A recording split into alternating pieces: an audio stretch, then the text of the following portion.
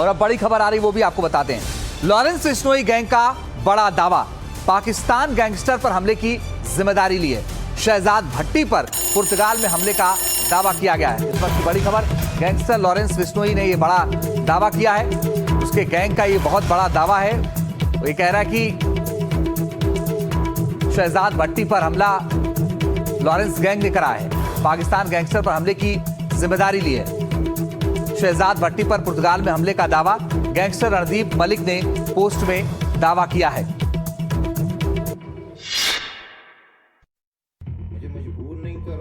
Pakistani gangster Shahzad भट्टी पर पुर्तगाल में हमले को लेकर लॉरेंस बिश्नोई गैंग ने सबसे बड़ा दावा किया है। लॉरेंस गैंग के गैंगस्टर रणदीप मलिक ने सोशल मीडिया पोस्ट करके इस हमले की जिम्मेदारी ली है। रणदीप मलिक ने अपनी पोस्ट में सनसनीखेज दावा करते हुए लिखा कि जो ये शहजाद भट्टी पर अटैक हुआ है, ये मैंने रणदीप मलिका और अनिल पंडित ने करवाया है। जो भी हमारे देश के खिलाफ और लॉरेंस भाई के खिलाफ बोलेगा, उसकी सांस बंद करने का प्रयास ऐसे ही जारी रहेगा। शहजाद भट्टी वही पाकिस्तानी गैंगस्टर है जिसने खुलेआम अनमोल बिश्नोई और लॉरेंस बिश्नोई को जान से मारने की धमकी दी थी। मिली जानकारी के अनुसार लॉरेंस गैंग ने शहजाद भट्टी को पुर्तगाल में ट्रैक किया था और वहीं पर गैंग ने उस पर हमला करवाया। शहजाद भट्टी को आईएसआई का दाहिना हाथ माना जाता है, जो भारत में क्रॉस बॉर्डर टेररिज्म मॉड्यूल चलाता है। और आइए खबरों में आगे बढ़ते हैं और अब आपको बताते हैं कि आखिर शहजाद भट्टी कौन है जिस पर हमले की जिम्मेदारी लॉरेंस गैंग ने ली है। आइए बताते हैं आपको। शहजाद भट्टी पाकिस्तान का अंडरवर्ल्ड डॉन है, जिसे आईएसआई का दाहिना हाथ माना जाता है। भारत में क्रॉस बॉर्डर टेरर मॉड्यूल चलाता है और सोशल मीडिया के जरिए भारतीय युवाओं को अपने जाल में फंसाता है। भट्टी को पाकिस्तान के बलूचिस्तान में कुख्यात फारूक खोकर गैंग का अहम सदस्य भी माना जाता है। पंजाब के गुरदासपुर में पुलिस स्टेशन पर हुए ग्रेनेड हमले के पीछे भी भट्टी का हाथ बताया जाता है। तो ये फिलहाल भट्टी की क्राइम लिस्ट है, लेकिन शहजाद भट्टी को आईएसआई का सबसे खास गुर्गा माना जाता है, जो देश में आतंकी मॉड्यूल के लिए काम करता है। शहजाद भट्टी धमकियों को लेकर वो चर्चा में आइए आते हैं कि शहजाद भट्टी के बारे में और क्या जानकारी है। शहजाद भट्टी साल 2024 में तब चर्चा में आया जब उसने बीजेपी नेता और फिल्म स्टार मिथुन चक्रवर्ती को खुलेआम जान से मारने की धमकी दी। 18 मार्च 2025 को भट्टी की गतिविधियां एक बार फिर सुर्खियों में आई, जब पंजाब के जलंधर में यूट्यूबर रजर संधू के घर पर ग्रेनेड फेंका गया। फिर 22 जून 2025 को पंजाब पुलिस स्टेशन पर ग्रेनेड अटैक करवाया था। उसके कुछ शूटरों को स्पेशल सेल ने गिरफ्तार कर आईएसआई के आतंकी मॉड्यूल का खुलासा भी किया था, जिसको भट्टी ऑपरेट कर रहा था। फिर दिसंबर 2025 में बुर्का विवाद के बाद बिहार के मुख्यमंत्री नीतीश कुमार को धमकी दी थी। लॉरेंस गैंग ने भट्टी को जून 2025 में ब्राजील में ट्रैक किया था और उसे मारने के लिए लॉरेंस गैंग ने मैक्सिकन माफिया का सहारा लिया था। शूटर भेजे गए, लेकिन भट्टी ब्राजील में बचकर निकल गया था। अब लॉरेंस गैंग ने दूसरी बार शहजाद भट्टी पर हमला करवाया है। तो ये फिलहाल स्थिति है। और आइए खबरों में आगे बढ़ने से पहले आपको दिखाते हैं 4 बजे की क्राइम से जुड़ी 4 बड़ी खबरें। मध्य प्रदेश के शहडोल में संदिग्ध हालत में मिला लापता बच्चे का शव, 5 दिन से था लापता, पुलिस जांच में जुटी। मध्य प्रदेश के बड़वानी में एक विवाहिता ने फांसी लगाकर की आत्महत्या, इलाके में मची हड़कंप, पुलिस ने मामला दर्ज कर जांच शुरू की। बिहार के दानापुर में 3 साल की बच्ची के साथ रेप, आरोपी गिरफ्तार, पॉक्सो एक्ट के तहत मामला दर्ज। ग्रेटर नोएडा में थार गाड़ी खरीदने के लिए बच्चों ने की चोरी, घर की अलमारी से 20 लाख रुपए उड़ाए, पुलिस ने 4 बच्चों को पकड़ा। और इस वक्त एक बड़ी खबर उत्तर प्रदेश के बरेली से आ रही है। उत्तर प्रदेश के बरेली से सनसनीखेज खबर है। पत्नी ने किया पति की गला दबाकर हत्या। कत्ल की वारदात के बाद इलाके में हड़कंप मच गया। 2 महीने पहले दोनों की शादी हुई थी। 9 साल की लव स्टोरी के बाद ये शादी हुई थी। इस वक्त की बड़ी और अहम खबर आप बता रहे हैं आपको, कत्ल की वारदात के बाद हड़कंप है। बेपनाह मोहब्बत का अंत हत्या होगा, भला कौन जानता था। बेपनाह मोहब्बत का अंत सुनकर हर कोई हैरान है। बेपनाह मोहब्बत का अंत इतना दर्दनाक होगा, किसी के लिए भी यकीन करना मुश्किल है। लेकिन सच यही है उत्तर प्रदेश के बरेली में एक पति की पत्नी ने ही गला दबाकर हत्या कर दी। इस खबर के बाद पूरे इलाके में सनसनी है।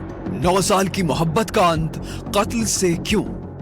आखिर पत्नी ने पति का डेथ वारंट क्यों लिखा? बरेली के रहने वाले जितेंद्र ने ज्योति को अपना बनाने के लिए 9 साल तक इंतजार किया और आखिरकार 2 महीने पहले शादी हो गई। लेकिन शादी के 2 महीने बाद ही सब कुछ बदल गया। इस सनसनीखेज वारदात की खबर आ गई।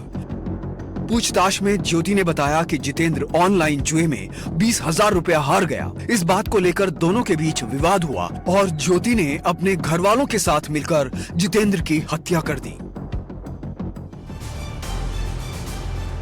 कत्ल की इस वारदात के बाद जितेंद्र की मौत को सुसाइड का रूप देने की कोशिश की गई, लेकिन कानून के हाथ कितने लंबे हैं ये ज्योति को नहीं पता था। अब आप समझिए, पुलिस एफआईआर में भी सुसाइड का मामला दर्ज हुआ था, लेकिन पोस्टमार्टम की रिपोर्ट ने खौफनाक करतूत की पोल खोल दी। जितेंद्र के शव के पोस्टमार्टम रिपोर्ट में गला दबाकर हत्या की पुष्टि हुई। हत्या के बाद उसके शव को फंदे से टांगा गया था। जब पुलिस कमरे में दाखिल हुई तो शव मफलर के सहारे लटका हुआ था। फोरेंसिक टीम ने साफ किया कि जितेंद्र ने सुसाइड नहीं किया है। जितेंद्र के घर वालों ने ज्योति के घर पर कुछ और आरोप लगाया था। कहा था कि शादी के बाद पुश्तैनी संपत्ति बेचने का दबाव बना रही थी, लेकिन पूछताछ में ऑनलाइन जुए से विवाद वाली बात सामने आई। मोबाइल कॉल डिटेल से पता चला कि ज्योति ने आखिरी कॉल अपने घर वालों को की थी। एफआईआर में पहले सुसाइड के लिए उकसाने का मामला दर्ज था। अब पुलिस ने उसे हत्या की धारा में तब्दील कर दिया है फिलहाल।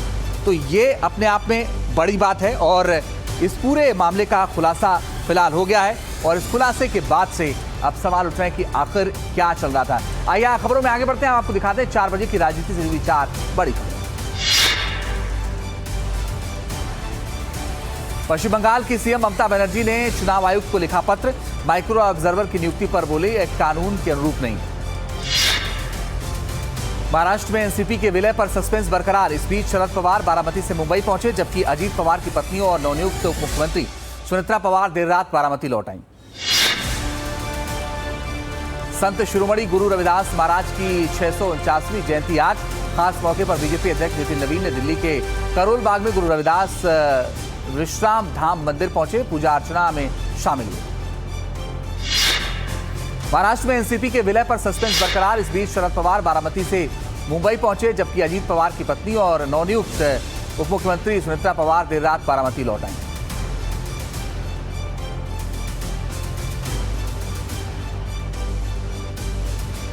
तो आइए खबरों में अब आगे बढ़ते हैं और बड़ी खबर इस बीच आ रही है वो आपको बताते हैं।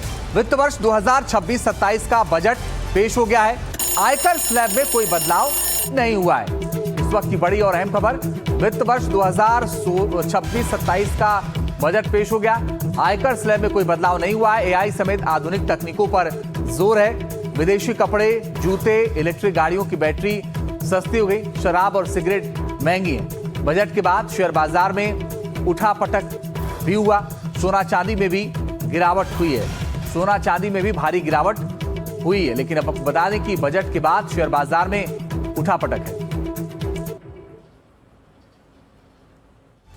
1 lakh AHPs over the next 5 years. इस बार 53.5 लाख करोड़ का बजट सुधार और स्थिरता पर आधारित है। सरकार ने निवेश के लिए 12.2 लाख करोड़ का बजट रखा है। हालांकि ट्रेडिंग की लागत बढ़ने से शेयर बाजार के निवेशकों को झटका लगा है। रफ्तार, क्षमता और सबका साथ के विजन पर आधारित इस बजट में इस बार इनकम टैक्स स्लैब में कोई बदलाव नहीं हुआ। 5 यूनिवर्सिटी टाउन बनेंगे।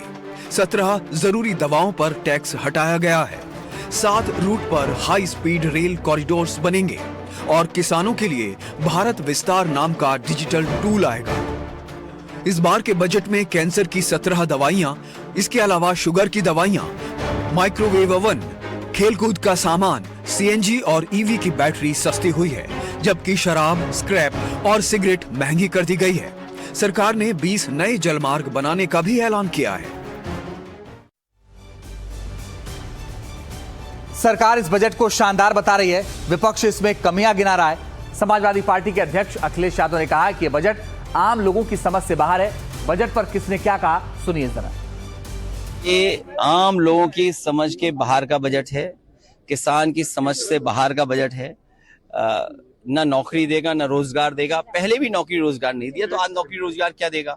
महंगाई को रोक नहीं सकता है, शिक्षा व्यवस्था को बेहतर नहीं कर सकता है। भारत के 2047 के विकसित भारत का एक बहुत प्रामाणिक ब्लूप्रिंट है, जिसमें किसानों की भी बात है, किसानी की बात है, नौजवानों के हित की बात है, कॉर्पोरेट इंडिया को आगे बढ़ाया जाए, मैन्युफैक्चरिंग को, मेंटल हेल्थ की बात हो रही है, स्पोर्ट्स की बात हो रही है। शिक्षा का क्षेत्र हो, चाहे वो स्वास्थ्य का क्षेत्र रहा हो या रोजगार सृजन का क्षेत्र रहा हो, इंफ्रास्ट्रक्चर को चाहे परिवहन और रेल के संदर्भ में रहा हो या पर्यटन विकास के क्षेत्र में रहा हो, मैं समझता हूं कि ये एक दूरगामी बजट है।